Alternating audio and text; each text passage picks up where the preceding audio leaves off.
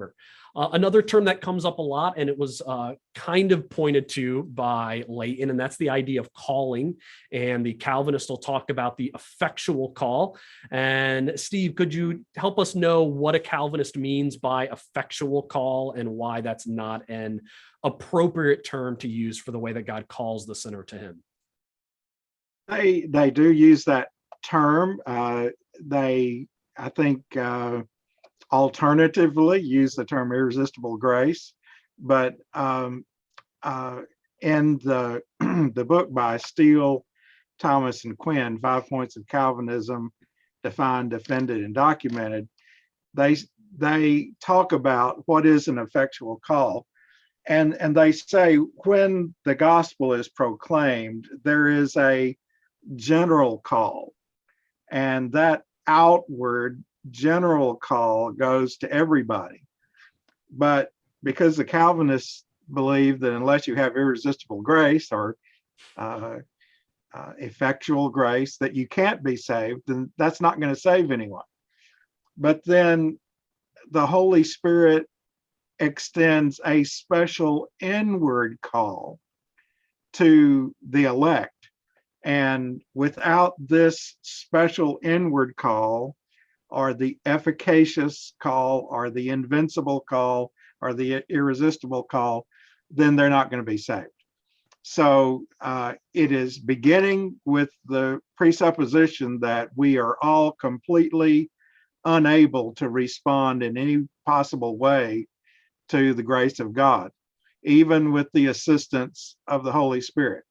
And so the Holy Spirit has to come into us and regenerate us.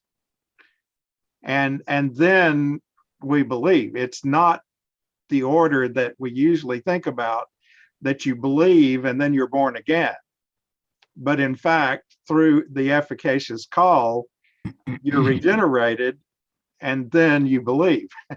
So it's a different order in which most people understand salvation. But it is, again, very much with this monergism, synergism.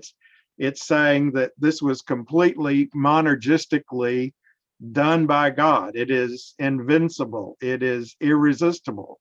And when you get zapped with whatever that is, then you suddenly become a Christian. Christians really dislike the image in Revelation of, behold, I stand at the door and knock, and want to come in if you'll open the door.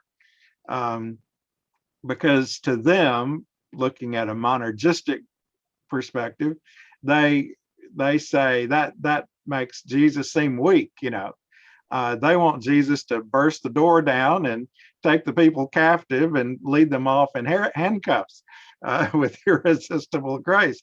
But that is, not only the prodigal son story, but the rich young ruler. Jesus extended the invitation to him, but he did not respond. And so it seems like in the sovereignty of God that he has given us a very important choice to make with our lives. And he helps us through the Holy Spirit. He gives us assisting grace. We don't do it completely on our own. The Holy Spirit convicts us and convinces us, but we have to cooperate and be a part of that decision. No, great answer. And so again, if somebody talks about effectual call, they're basically talking about the picture of Jesus coming in and busting down the door of your life, taking you kidnapped when you're drawn out, and pulling you into him and bringing you to new life. But Jesus's more picture is of the calling of the rich young ruler, the standing at the door and the knocking, and asking to be brought into your life through faith. And so it's a big difference between you have faith in God and then Christ comes to you versus him coming and forcing Jesus upon you.